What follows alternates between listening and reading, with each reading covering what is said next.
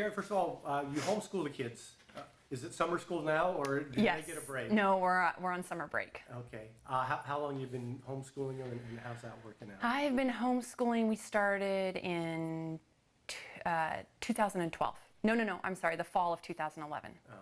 That's I mean, how do you work that out? It's like a regular teacher would, and you go subject by subject? We do. We start our day at about between 8 and 8:30. We start with our devotionals, and then we work into math. We do math all together. And I'm just kind of there for the kids that need help or have questions. And then we go into, typically we go into either history or science. Again, we do that together as a group. And the older ones break off and kind of do their own summary, and I work with the younger ones. And then language is in the afternoon, and that's more of a one-on-one. That's the biggest chunk of our day. Yeah. That must be, I mean, as a parent, that must be very rewarding. What have you gotten out of that? It is rewarding. There's something, I can't describe just the sense of accomplishment or satisfaction when you've been working so hard with your child to try and grasp a topic or grasp a concept, and they don't get it, and you keep trying to teach it to them different ways, and then they finally have that aha moment. There's a thrill in that, and I love spending time with them. That's the main reason why we started homeschooling. It didn't have anything to do with, I think public schools are fine, but just for our family, I wanted my kids with me. I want to be the main teacher, and I want them with me all the time. Yeah, it's a bonus for family time, isn't it? Yes. You're going through a health challenge right now. Can you take me back a couple of years ago and the circumstances where you thought something was wrong and the initial diagnosis? Well, we had moved to Oklahoma in 2010, and we had the summer of 2010. We were in a new area. All of us were sick constantly, and the doctors just kept telling us that we'd had the kids in, Jim would go in, I would go in, and they just kept saying, new area, new germs, it's going to take a while. And I couldn't get well, and I had gone to a couple different doctors, and they had all noticed that my thyroid was enlarged, but there was always something else wrong. Either I had the flu, or I had strep throat, or I had pink eye, or I had an ear infection, and so it just kind of kept getting blown off. Your thyroid's enlarged because you're sick. And they would run blood tests, and blood work would come back just fine. And finally, in April of 2011, I was sick again, and my primary care physician couldn't get me in that day. So I went into a little Walmart walk-in clinic, and there was a nurse practitioner there, and she took one look at me, and she said, you need to get to an ER right away. Your trachea is deviated, and you probably aren't going to be breathing much longer on your own. So we went to the ER, and it just kind of snowballed from there. They took X-ray, CT, MRI, and the ER doctor came in and said, you have this mass in your neck. It starts at the base of your ear and goes down to the apex of your lung, and your lymph nodes are all double the size that they should be, even for someone who is sick. And the ER doctor said, I think it's cancer, but we need to biopsy and everything. So that we got referred over to an endocrinologist, and he biopsied, and within a couple weeks, they had diagnosed me with stage 3 at the time, medullary thyroid cancer. And it's a type of cancer, it doesn't show up in typical thyroid blood work. That's why it wasn't showing up. It can only be detected by ultrasound. And there's about 1% of us that have this. Very rare. Yes. I mean, to learn that, and typically, is that a hereditary condition? Typically it is. Mine is sporadic. Yes, we had all the kids tested, and our family tested, and there's no hereditary markers. So after the diagnosis, what happened next? How were you treated? The doctor who diagnosed me, he had never seen a case of medullary before, but he did have a friend at the Mayo Clinic. So I was referred over to the Mayo Clinic, and within a week I was in surgery there. So they took out the mass in my thyroid, and I think at the time it was like 13 lymph nodes because it had spread to the nodes at that point. So when you go through that initial process, I mean, were they telling you survival rates at that point, or? Yes, they said, well, so at first I was a stage 3. They couldn't see any other area of metastases.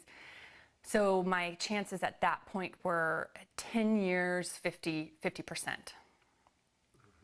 So, and then within the next year, I had a reoccurrence, and at that point, the survivability went down a little bit. It was still 10 years. I think it went down to about 40%. And then within 6 months after that, they found metastases in my lungs and my liver. And at that point, my survival rate went down considerably. What is the doctor telling you now in terms of the survival rate based on your condition? Statistics show 40% over 4 years. So I'm already 4.5 years. So I'm outside that statistic zone right now. Yeah, it's amazing because it's such a rare cancer, and you're basically charting your own course. Yes. And going in a place that people had never seen before in many instances. Talk about the strength and courage you found within yourself and how you've been able to get to this point. I mean, it's quite a challenge to get to this point. It's definitely been a journey. When I was first diagnosed, the doctors were really optimistic, and they said, this is slow growing, you'll be around for a while. And then I was told it was aggressive. And then a few months after that, I was told it was slow growing. So it's an emotional roller coaster because I never know when I go to my appointments what I'm going to hear or what I'm going to get. So just trying to get through that has been a challenge. And I go to these appointments. Typically, I hear bad news. There's been, I think, 2 visits where I've heard good news. So just to go there and then come back and dive right back in with my family like nothing's ever happened, that's a challenge. The kids know, but I don't want them to see me upset or scared. So just kind of coming back, and the kids definitely help. They help keep me distracted and not focused on that, and yeah. Where else does the strength come from? Well, I mean, I have faith. I have hope that the battle, for me, in my belief, I know that the battle's already been won. So no matter what happens, I know where I'm going to be at the end of the day. But it would be nice to be able to see my kids grow and be there for them and see some grandbabies. Yeah. So to make that happen, what's the next option? Which direction do you go from here in terms of treatment and beating this thing? Well, the last appointment that I had was not a very good one. The tumors had increased quite a bit in my liver, and the doctor said I was getting to the point where I'd be going into liver failure soon. A lot of people ask, well, what about a liver transplant? And it's not an option with all the immunosuppressant drugs that they would have to give me, so my body wouldn't reject a liver. If there's cancer anywhere else, then it would be fuel to the fire. So I can't have a liver transplant. They can't go in and take them out because there's just too many. There's more than a dozen, and they're throughout the liver, not just in one lobe. So there has been, since I've been diagnosed, there was one approved drug, and it has proven about 30% effective in medullary patients, and it extends life on average of 24 months. When you're 37, 24 months doesn't seem like that long. I just refuse to accept those numbers, those statistics. So I have been researching since I was diagnosed different treatment options, and we have found a clinic that is has had promising results. They have dealt with a few medullary patients. I mean, there's just not that many of us, so to find anyone that has dealt with a lot. I read somewhere that there was 175 of us diagnosed in the world in 2012. Wow.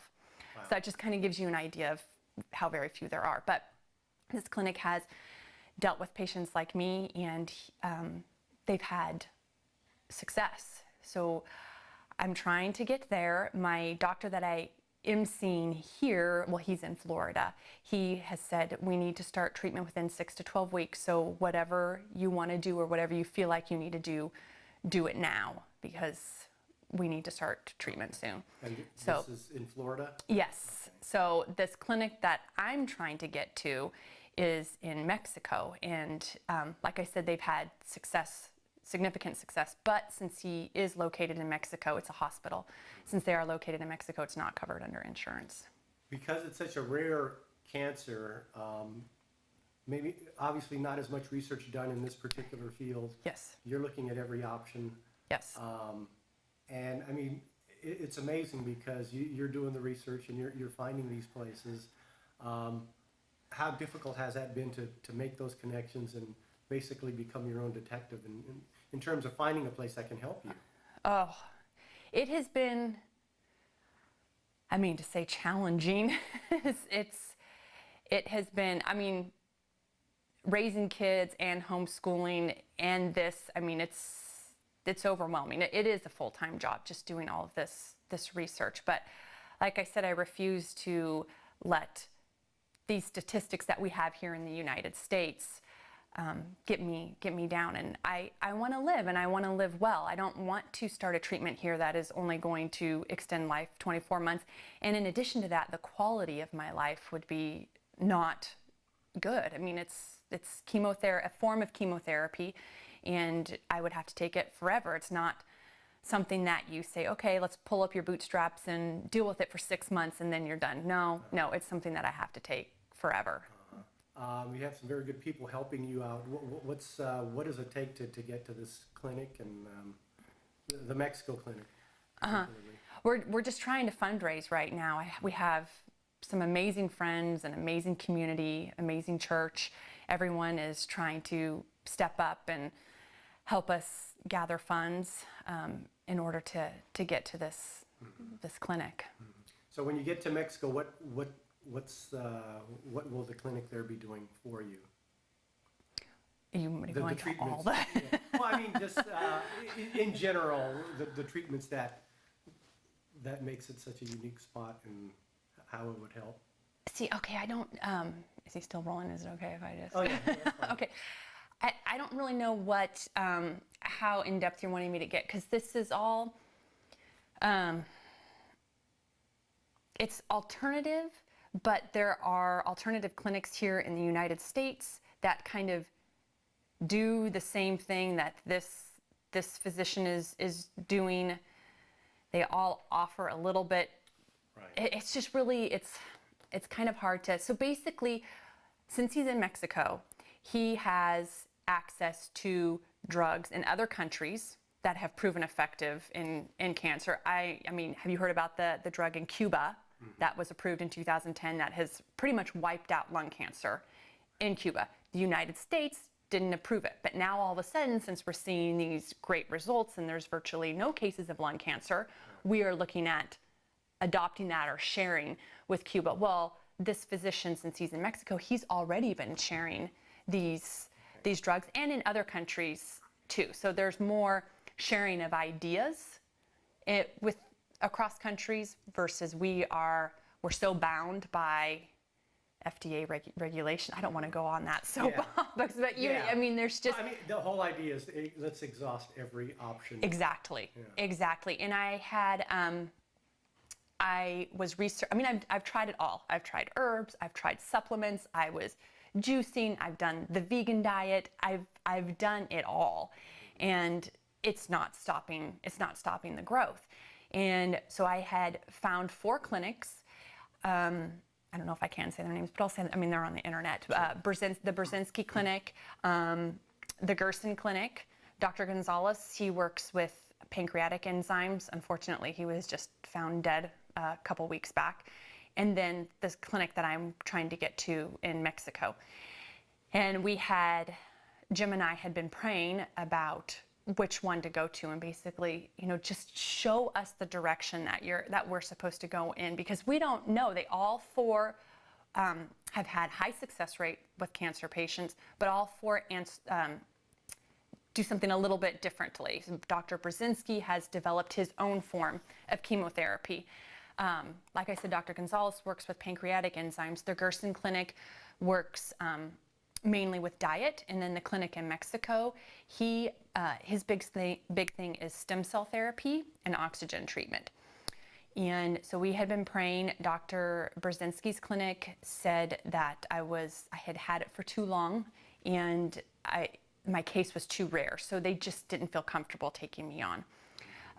Dr. Gonzalez's clinic just basically sent me a letter saying we would be of no benefit to you. And the Kfsn clinic said that the type of therapy that they offer just wouldn't fit my lifestyle. So all of those doors were closed and Mexico was open. What's for your doctor in Florida, what kind of treatment do you go through Florida the next time you see him, or what's the next step there?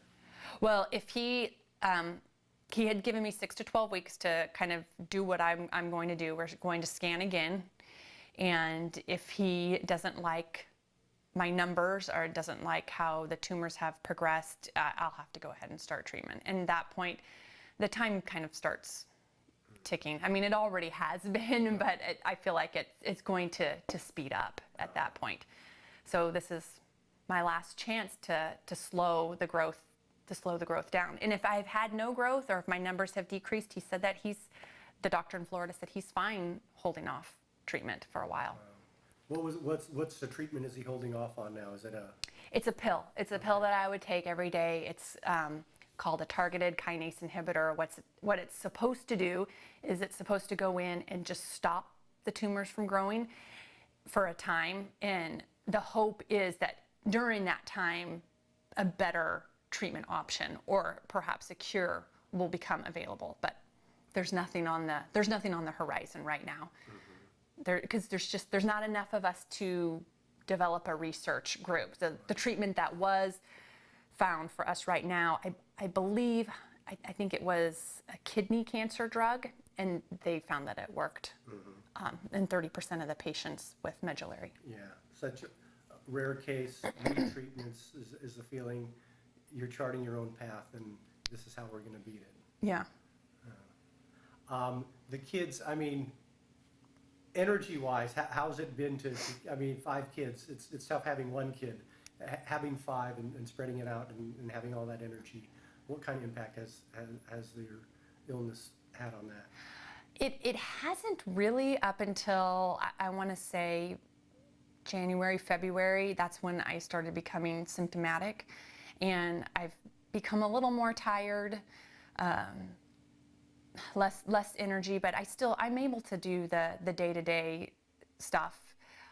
I don't know how long that's going to last, and if I do have to start treatment here in the States, they've told me you're really going to have to prioritize and get some help, because you're not going to be able to keep the schedule up that you're keeping. But for right now, I don't feel like it's impacting them very much. I mean, I have a choice. I can climb in bed, curl up, and just give up, or I can choose to fight. And I want to be an example for my kids. I want them to see that, yeah, you can face hard stuff in life. You are going to face hard stuff in life, but you can face it with grace. You don't have to face it with fear. You can face it with hope, and you can have the attitude of I'm going to beat this. And just because it's something scary doesn't mean it has to be a bad thing. Yeah. Kids know everything. Do they know pretty much all the struggles you've gone through? Oh yeah, yes, they do. I mean, we could have tried to keep it a secret, but there's some conversations that just have to happen in front of them, and so we have chosen to tell them. I mean, it's like you said, they know anyway, so I feel like we should tell them so they know the whole truth versus hearing bits and pieces and probably making a bigger deal out of it, or worse than what it really is. Ideally, when would you like to go to the Mexico clinic? I mean, anytime, as soon as you raise your... Well, my doctor wants to scan at the end of August, okay. So I would love to get there before then. Yeah. And he just says, do what you need to do, and I'll see you at the end of August. Okay. Yeah. Yeah. And I mean, fortunately, the hospital in Mexico has said if I do have to start treatment here, that I can still go there and they'll still be able to treat me. So that's the good news. I would have to be off of the meds here for 3 weeks. They said that they need to be able to harvest stem cells, and they can't do that if you have any kind of toxins, medicinal toxins in your body.